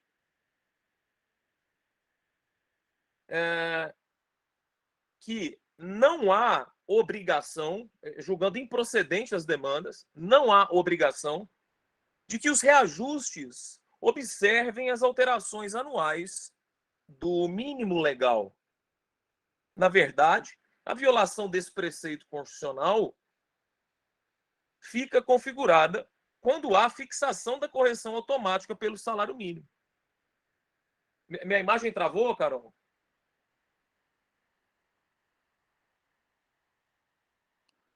Porque para mim está travada aqui. Então, pessoal, o STF, o TST julgava improcedente esse tipo de demanda. Agora a pergunta é, e agora com essa decisão do STF? Não estaria superada essa posição do TST? Não estaria superada? Porque o TST dizia, não há vinculação, não há obrigatoriedade de reajuste. Só que o que o STF falou? O STF deu uma interpretação conforme e adotou a técnica do congelamento a partir da decisão de julgamento. Isso leva a crer que todas as situações anteriores devem sim observar o reajuste do salário mínimo. Então, a tese que eu entendo possível aqui é de que esses reclamantes passam a ter direito, né? Até a data desse julgamento do STF, há essas diferenças salariais. Tecnicamente entendi dessa forma, tá? Então, estaria superada essa posição do Tribunal Superior do Trabalho, certo? Não sei se já julgaram casos assim ou se pensam diferente, tá? Mas fiquem à vontade aí para discordarem ou trazerem outros pontos de vista, tá? Então, aqui, pessoal, coloquei a técnica do congelamento, tudo como foi feito. Era só para esclarecer melhor essas consequências. Bom, bloqueio de verbas públicas também, essa é pacífica, tá, pessoal? O STF já cansou de anular decisões da Justiça do Trabalho que bloqueia verbas públicas, né? De diferentes estados, de diferentes tribunais, de diferentes regionais. Por quê? Imagine que eu, Rafael, seja devedor trabalhista. Sou devedor trabalhista. E aí eu tenho que receber essas aulas aqui da EJUD, né? Estou lá pronto para receber o valor da hora-aula e o meu credor descobre que eu tenho esse valor para receber aí do TRT5, da União, né? E ele vai e pede o imediato bloqueio nas contas aí da União ou do tribunal desse valor, dizendo, ó, se ele receber, ele vai dar fim aí nisso aí, né? E mesmo que eu seja que eu esteja prestes a receber, pessoal, esse valor ainda é patrimônio da União. É patrimônio, é verba pública, tá? Então, o STF não aceita esse tipo de bloqueio, certo? Isso é bem pacífico, tá? Existem inúmeras reclamações nesse sentido e realmente traz uma inefetividade para a execução trabalhista? Traz. Inegavelmente. Inegavelmente, tá? Bom, vamos em frente. Motivação, isso aqui, Carol, você se lembra se eu falei? Não, né? Motivação das decisões. Falou sim. Sabe por que eu tô confuso, pessoal? Porque semana passada eu dei aula sobre atualização jurisprudencial, uma outra aula, e aí eu fiquei um pouco confuso. Então vamos em frente, já falei. Disse também que está pendente, né, essa questão da motivação nas empresas públicas da sociedade de economia mista. Correio está decidido. Correio já é das públicas de sociedade de economia mista, até manifestei minha posição de que seria necessário, em razão do paralelismo das formas e para resguardar a impessoalidade do concurso público. Constitucionalidade da jornada 12/36, vimos que está pendente. Trabalho do preso, também já falei. E nós paramos realmente aqui, né?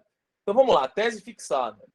Imposto de renda, a propósito, para quem não sabe, né, foi prorrogado aí mais 30 dias para você declarar seu imposto de renda.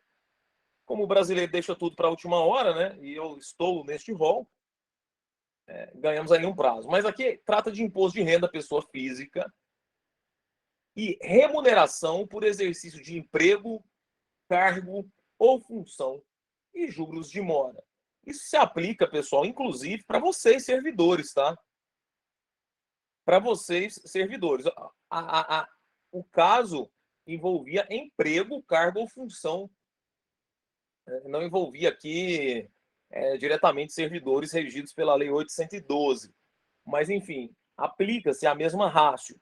Não incide imposto de renda sobre juros de mora devidos pelo atraso no pagamento de remuneração por exercício de emprego, cargo ou função. Por quê, pessoal? Ora, porque os juros de mora, eles, na verdade, possuem caráter indenizatório. Indenizatório. Você só pode pagar imposto de renda quando a verba tem o condão de representar uma renda O próprio nome indica, né? Agora, indenização. A indenização, e os juros de mora têm essa natureza, é uma reconstituição de um patrimônio. Então, se você tivesse que pagar imposto de renda sobre uma restituição do seu patrimônio, isso geraria um bis in idem, né? Isso geraria um bis in idem, tá bom? Então, veja aqui que ele fala que os juros de mora têm a natureza jurídica de danos emergentes,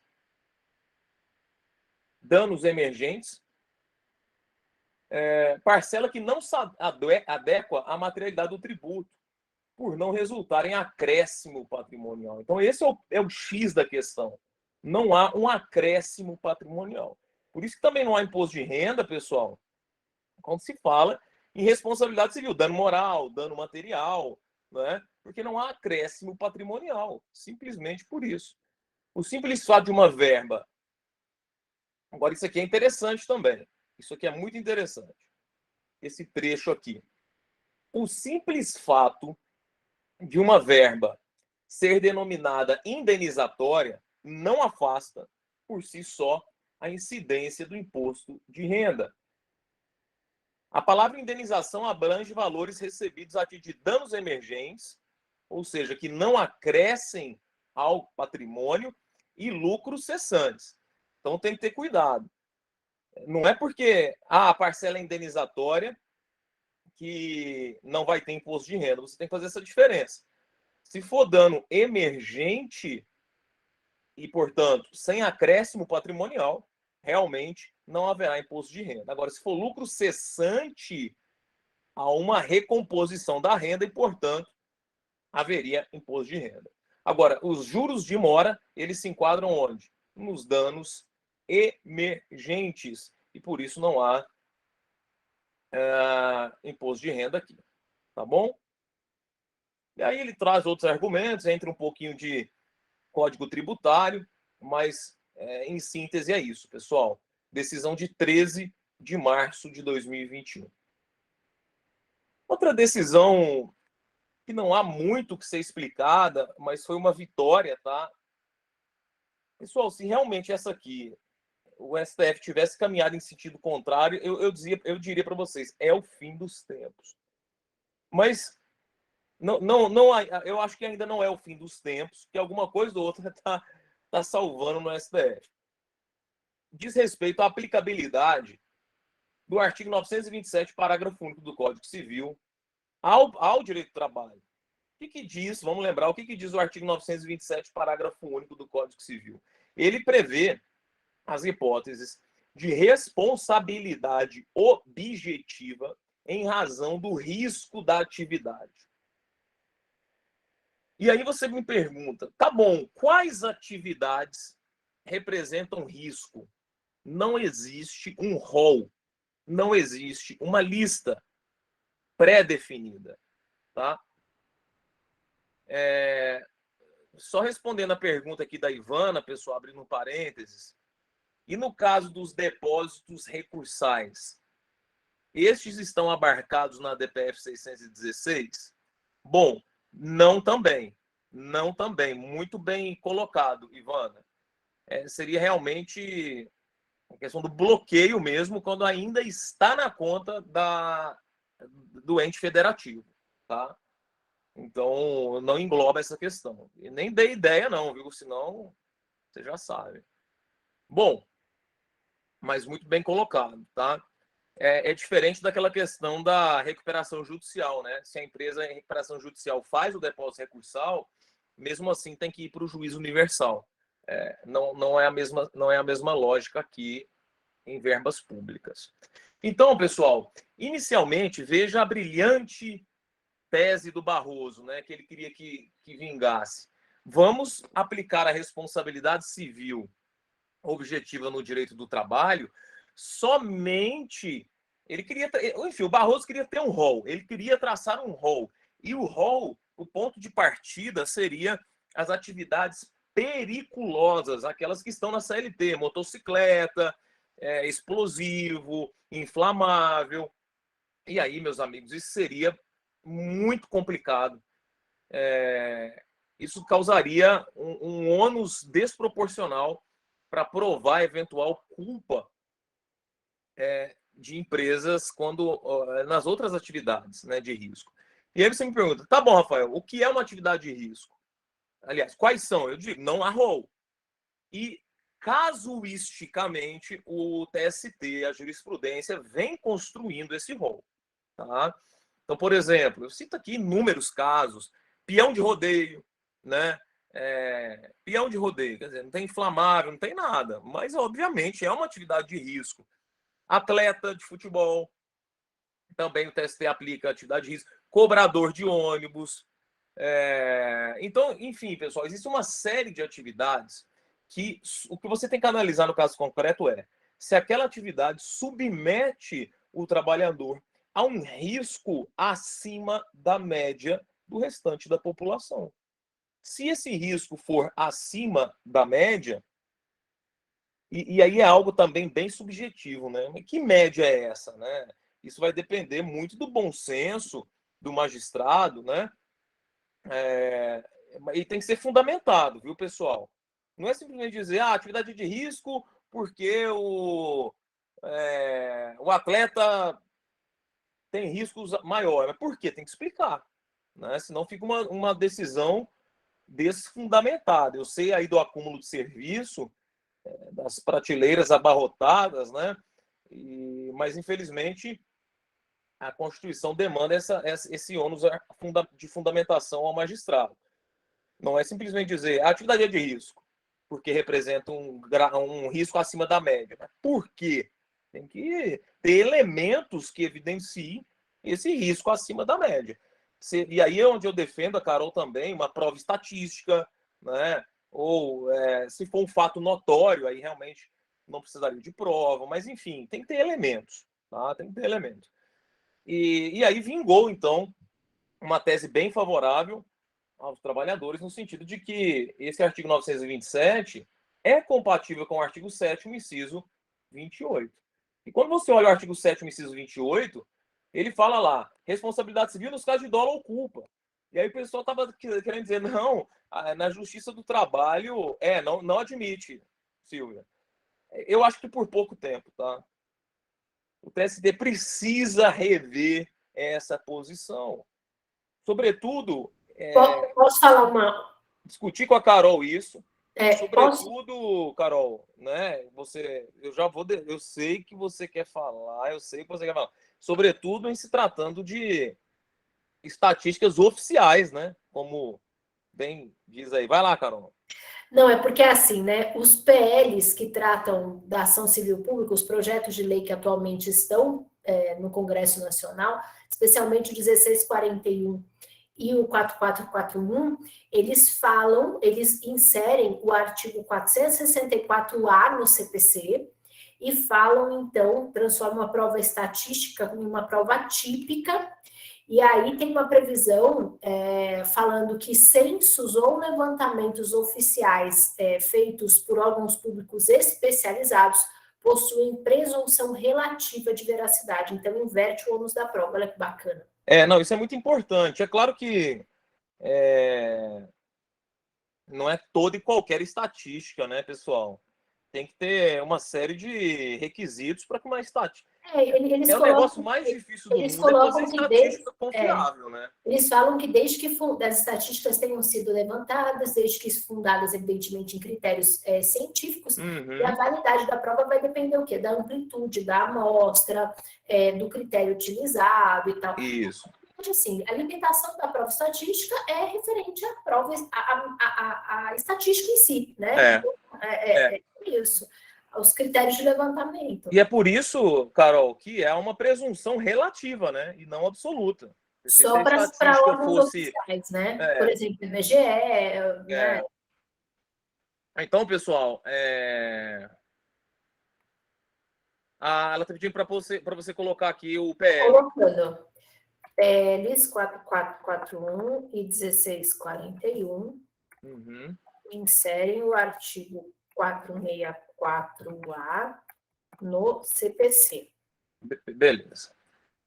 Bom, pessoal, então não tem muito segredo, não, essa decisão aqui, tá? o que você vai ter que analisar, repito, em tese, toda e qualquer atividade pode ser de risco, vai depender da análise do caso concreto. Você vai ter que fundamentar de acordo com o caso concreto. Tá? Bom, termo inicial da licença maternidade e do salário maternidade. É uma questão previdenciária, tá? Mas que tem reflexos no contrato de trabalho, ok? Uma decisão muito importante e trata aqui da extensão do benefício previdenciário. E é engraçado notar, esse julgamento é muito importante, pessoal, porque tem tudo a ver com a atual situação da pandemia, daquele caso das gestantes que não podem retornar ao trabalho, e também não podem trabalhar em casa, seja por qualquer motivo aí relacionado à gravidez. A pergunta é, quem vai pagar essa remuneração dessa gestante? Quando saíram as medidas provisórias, eu escrevi um artigo, e a Silvia até deve estar em alguns grupos aí que eu manifestei essa posição, entendendo que, olha, nos termos da Convenção 103 da OIT, salvo engano é a 103 mesmo, nenhum ônus pode ser atribuído ao empregador decorrente da gravidez, da gestação. Então, quem tem que arcar com isso é o poder público. Aí vem o argumento. Infelizmente, convenção da OIT... Bom, peraí, convenção da OIT é norma de caráter supralegal a propósito. Segundo argumento que o pessoal... Depois a Justiça Federal começou a deferir todos os pedidos das empresas para restituir. O grande argumento era, não tem fonte de custeio prévia.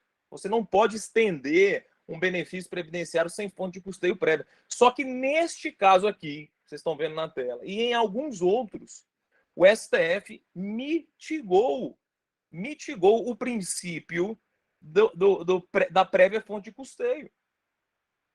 E pouca gente percebeu isso. Não é inédito nesse caso, né? Veja aqui o que diz o artigo 195, parágrafo 1º, parágrafo 5º. Nenhum benefício ou serviço da Seguridade Social poderá ser criado, majorado ou estendido sem a correspondente fonte de custeio. Aí veja o que diz o STF, mitigando tal princípio. Essa ausência de previsão de fonte de custeio não foi óbice para a extensão do prazo de licença à adotante lá em 2016, e também não foi óbice agora para estender o prazo da licença maternidade e do salário maternidade, a DI 6327. Então ficou assim, considera-se como termo inicial da licença maternidade e do respectivo salário maternidade a alta hospitalar do recém-nascido e ou de sua mãe, o que ocorrer por último, quando o período de internação exceder as 2 semanas previstas no artigo 392, parágrafo 2º. Por quê, pessoal? É muito comum, né, que, em razão de complicações na saúde do bebê ou da mãe, ela tem que ficar lá 1 mês, 2 meses no hospital. Bom, e aí?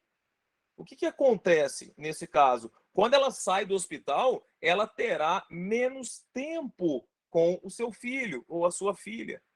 E o STF invocou um argumento muito interessante nesse julgado, que é a teoria do afeto.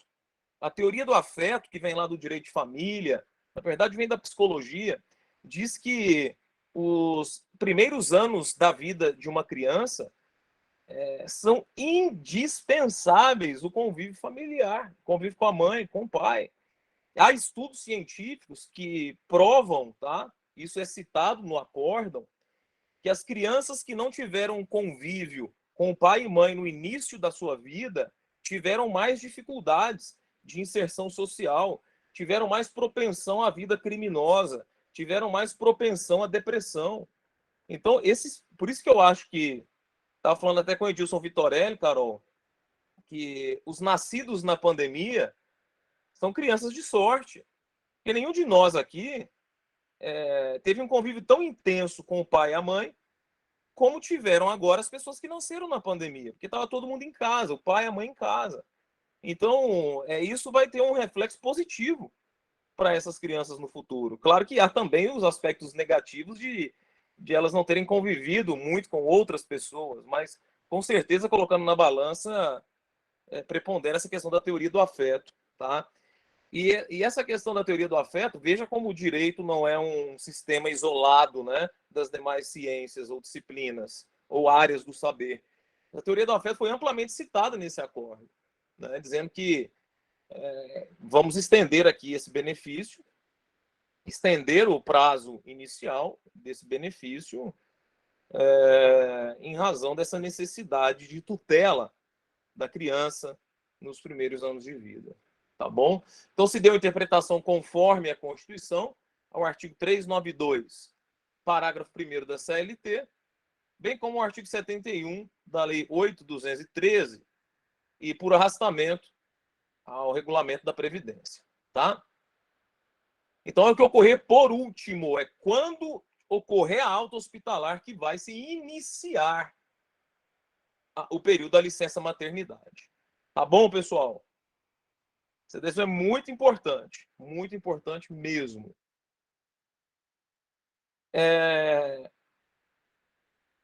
Bom, agora vamos lá, Carol. Uma pergunta para você aqui, muito semelhante ao que se falava aqui sobre a prova estatística. O que é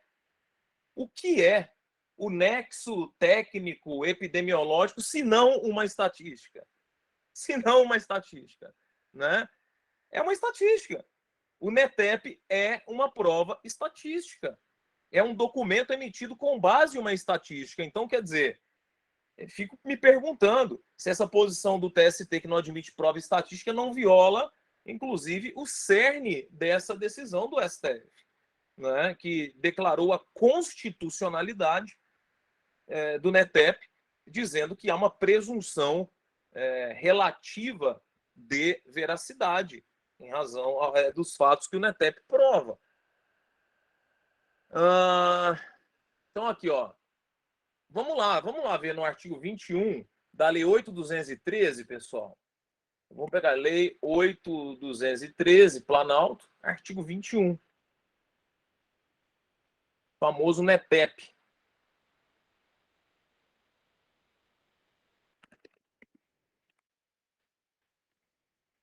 Ó, parágrafo. É o 21A, né? Espera aí. 21A. Ó, a perícia médica do INSS considerará caracterizada a natureza acidentária da incapacidade quando constatar a ocorrência de NETEP entre o trabalho e o agravo. Aí é aquele benefício B91, né? Corrente da relação entre a atividade da empresa ou do empregado doméstico e a entidade mórbida motivadora da incapacidade elencada na CID, em conformidade com o que dispuser o regulamento. A perícia médica deixará de aplicar o NETEP quando demonstrada a inexistência de nexo de que trata o caput, e a empresa ou o empregador doméstico poderão requerer a não aplicação do NETEP, de cuja decisão caberá recurso com efeito suspensivo. Agora, a pergunta aqui que eu coloco é: como é definido o NETEP? Por estatística, pessoal. Quanto mais acidentes ocorrem em uma determinada função e área de atividade econômica, estabelece-se ali uma presunção de nexo, né? Um nexo presumido, ok? Com base em estatística, certo? E o STF disse que isso é constitucional. Então, para fins probatórios, me parece que essa jurisprudência do TST, só me engano, foi até de relatoria do ministro Valmir Oliveira da Costa, está superada, né? Ou está com os dias contados, certo? Bom, alguma dúvida aqui no NETEP? Ok. Próximo. Trabalho portuário. Trabalho portuário. O que acontece? Vocês sabem que o trabalho portuário, ele... Aqui é o portuário avulso, tá? Ele se desenvolve por meio de um ógmo, que é o órgão gestor de mão de obra. O órgão gestor de mão de obra, ele tem a atribuição de realizar a intermediação de mão de obra entre os trabalhadores e os tomadores de serviços. Então, o próprio TST disse que essa competência é exclusiva do ógmo, ainda que tenha previsão em negociação coletiva dizendo que essa atribuição pode ser do sindicato. Foi uma virada grande na jurisprudência do TST que ocorreu no final do ano passado. Antigamente, o TST admitia que o ógmo pudesse ser substituído pelo sindicato caso houvesse negociação coletiva. Mas a SDC, revendo a sua posição, o próprio ministro Maurício Godinho Delgado reviu sua posição para entender que não cabe mais ao sindicato, na atual conjuntura constitucional, realizar intermediação de mão de obra. Essa atribuição é exclusiva do ógmo. Tá? E por que eu estou dizendo isso? Porque o ógmo faz essa intermediação não é com apenas um tomador, é com vários tomadores de serviços. E isso nos leva a refletir sobre a prescrição. Então, imagine que hoje eu presto serviço para a empresa A, amanhã para a empresa B, mês que vem para a empresa C, e aí por aí vai. E aí, um belo dia, eu não recebi o pagamento daquele serviço, daquela semana que eu prestei serviço para a empresa C ou B. Qual prazo eu tenho para ajuizar uma ação trabalhista? A discussão aqui era: conta-se de cada prestação de serviços ou conta-se do meu descredenciamento do ógmo? E o STF, então, firmou a posição, na linha do que já vinha decidindo o TST, de que a prescrição bienal se conta a partir do descadastramento do ógmo e não a partir de cada prestação de serviços. Tá? Então, declarada aí a constitucionalidade do artigo 37, parágrafo 4º, da lei que regulamenta o trabalho portuário, ok? Aí eu coloquei aqui que essa posição é convergente com o que a SDI já adotava, no sentido de que a prescrição bienal será contada a partir da data do descredenciamento do ógmo e não do término de cada prestação de serviço, e coloquei aqui julgados da SDI, tá bom? Aí em Salvador, obviamente, tem porto, né? Eu fiquei aí 1 ano, não cheguei a visitar o porto, mas, enfim, vocês devem ter muita coisa de portuário aí, né? Vamos em frente. Contribuições sindicais. Eu poderia resumir a posição do STF em pouquíssimas palavras e dizer: não pode cobrar a contribuição de quem não é filiado. Pronto, ponto final. Não tem exceção. Não tem exceção. Essa discussão, pessoal, é muito complexa. Essa é a posição do STF. Essa é a posição do TST. Agora, em termos de doutrina, tá? A posição é bastante criticada, sobretudo pós-reforma trabalhista, em que a obrigatoriedade ou a exigência compulsória da contribuição sindical tornou-se facultativa, né? Desmantelando aí a base financeira e econômica dos sindicatos, certo? Então você cria um Frankenstein no direito coletivo do trabalho, né? Ao mesmo tempo que permanece o enquadramento compulsório por categoria, permanece a unicidade sindical, não há mais a obrigatoriedade de contribuição sindical, né? Então, em resumo,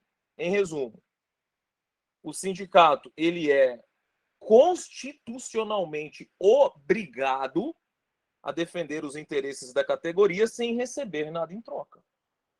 Este é o sistema atual. Longe de... É por isso que eu falo, antes de uma reforma trabalhista, nós precisávamos de uma reforma no direito coletivo do trabalho. Tá? O sistema sindical brasileiro, pessoal, está falido mesmo, tá? E desmantelado. Muito desmantelado. Só sobraram os sindicatos muito grandes, né? E o Bolsonaro prometeu no início da campanha, é promessa de campanha do Bolsonaro, que ele ia implementar a liberdade sindical no Brasil. Até na época que o Bolsonaro foi eleito, eu publiquei um artigo no Jota defendendo essa proposta, que realmente a liberdade sindical seria muito proveitosa para o direito coletivo brasileiro. Entendo que, da forma como está, você permite aquela figura dos free riders, conhecidos como caroneiros. São trabalhadores que não querem contribuir em nada, mas querem se beneficiar das conquistas da categoria, né? Sol vem a nós, no vosso reino nada, é mais ou menos isso. Enfim, mas a posição é essa, pessoal. Não se pode exigir nenhum centavo, seja qual for a receita sindical, porque você tem vários tipos de receitas sindicais, você tem mensalidade associativa, você tem contribuição confederativa, você tem o antigo imposto sindical, né? Nada de quem não é filiado. Aí os sindicatos começaram a utilizarem-se de caminhos, né? Tentativas que talvez tornassem válida essa cobrança. Primeira tentativa, vamos colocar na norma coletiva. Então, que a Assembleia decidido, e se o empregado quiser, ele tem o direito de oposição individual, né? Essa possibilidade já foi rechaçada pelo TST e pelo STF. Então, ainda que haja previsão em norma coletiva, com a possibilidade de insurgência por parte do empregado, mesmo assim, não se pode realizar essa cobrança. Tá? Essa foi a grande tentativa aí dos sindicatos. Tá bom? E nenhum outro, eu não vi nenhuma outra forma que tenha sido aceita aí pelo STF ou pelo TST. Tá bom? Então, em resumo, é isso. Você falou sobre a transação extrajudicial, Carol? Não? Tá bom, então eu vou falar. Aqui, ó, não confundir com a CCP, a Comissão de Conciliação Prévia. Aqui é uma transação extrajudicial conhecida como PDV ou PDI, né? PDV ou PDI. Nesse caso, pessoal, a eficácia liberatória é geral, é pelo extinto contrato de trabalho. Mas vira e mexe, chega no STF, no TST, quitações pelo extinto contrato de trabalho que não observam os requisitos fixados nessa tese que vocês estão vendo aí na tela. Só haverá eficácia quanto ao extinto contrato de trabalho quando preenchidos dois requisitos. Primeiro requisito, que isso tenha constado nos instrumentos normativos que instituíram o PDV ou o PDI. Tá? Então tem que estar expresso na norma coletiva.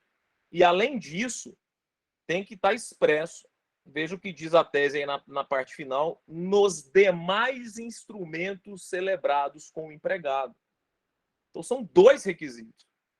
A previsão de quitação ampla tem que estar presente em dois lugares, seja no instrumento coletivo, seja nos instrumentos de quitação passados ao empregado. Se faltar algum deles, a quitação ficará restrita às parcelas elencadas e pelo valor elencado dos recibos de quitação. Tá bom?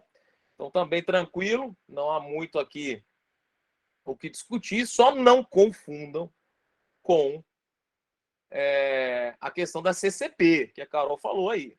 Na comissão de conciliação prévia, a quitação não é pelo extinto contrato de trabalho, é somente em relação às parcelas do recibo.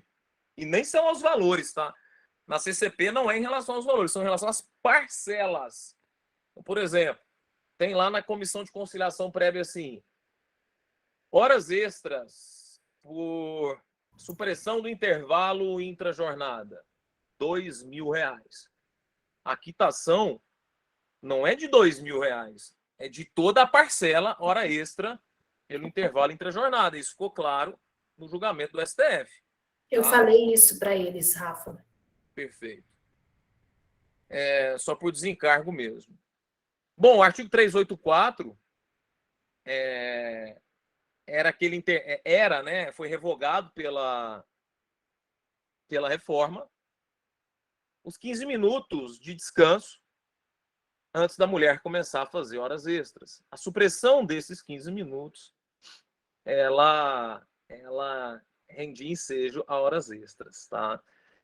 O que tem de discussão ainda sobre o 384, pessoal? É em relação à aplicação da revogação do 384 aos contratos em curso. Né? A quarta turma, por exemplo, entende que, com a entrada em vigor da reforma, o empregador pode imediatamente parar de pagar os 15 minutos.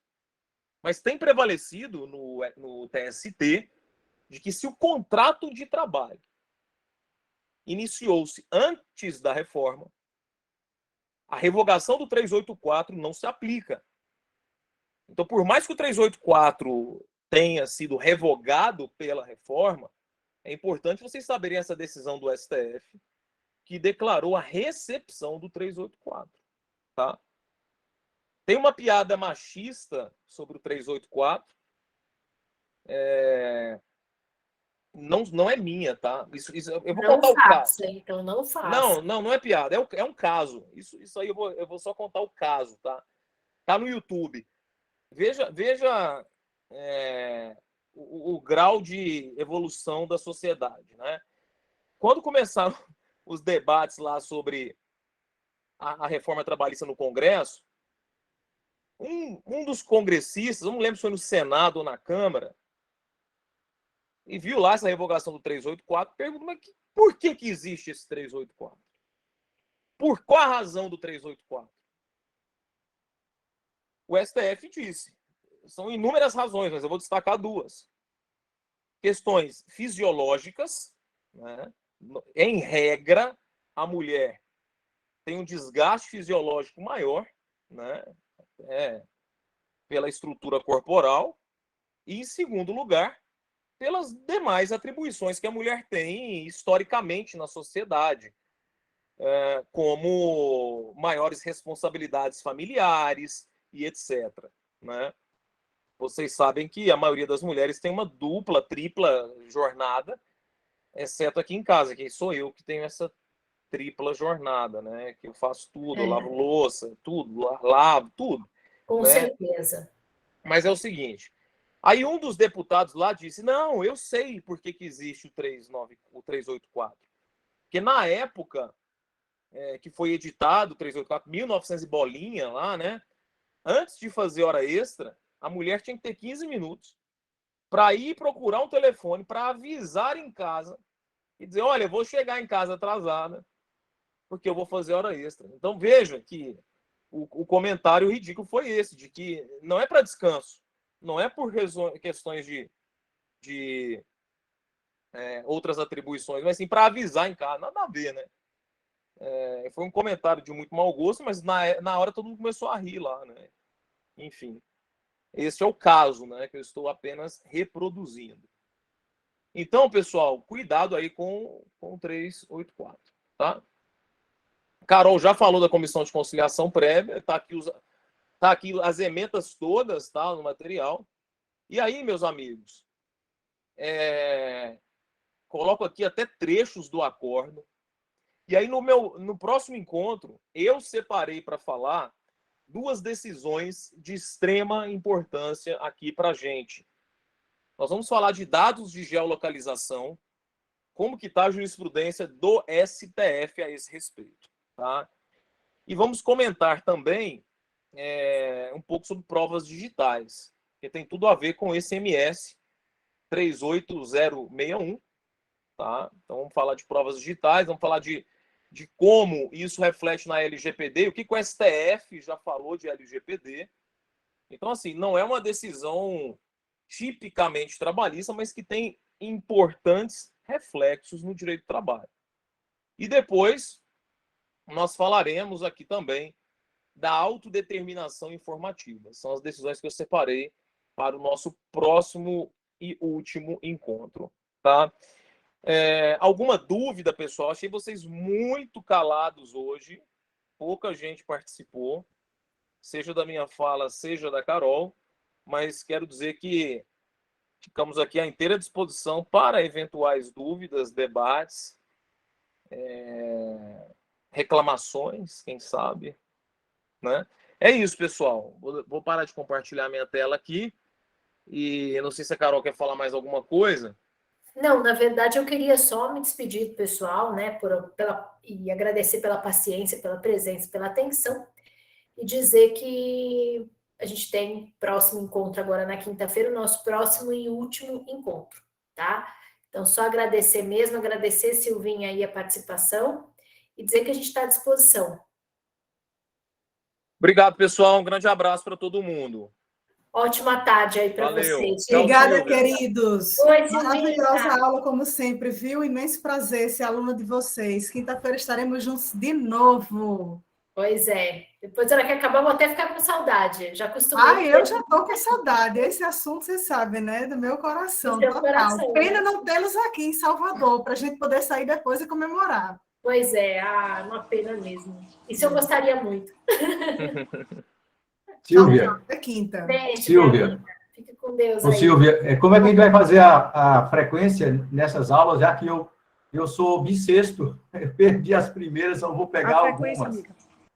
Você preenche uma lista que está aí preenche essa avaliação, Jorge, que está aí, está aqui, ó. Mandaram. Rafael aqui. Acabou de colocar aí esse forms, esse formulário de avaliação. Sim, Aline, tá lá na pasta, tá? No link, Obrigado. Na pasta. Isso, a Aline pergunta se a explanação da professora Carol está compartilhada. Até essa pasta está com todo o material, aí é só baixar o material todo. Eu já baixei não sei quantas vezes aqui, depois eu vou limpar tudo, porque eu não sei se está sendo atualizada, aí por via das dúvidas eu baixo tudo e depois eu vou dar uma olhada. Mas o material de vocês é excelente. Maravilha, pessoal. Tchau, obrigado, gente. Tchau. Obrigada, boa tarde, até mais. Tchau, tchau.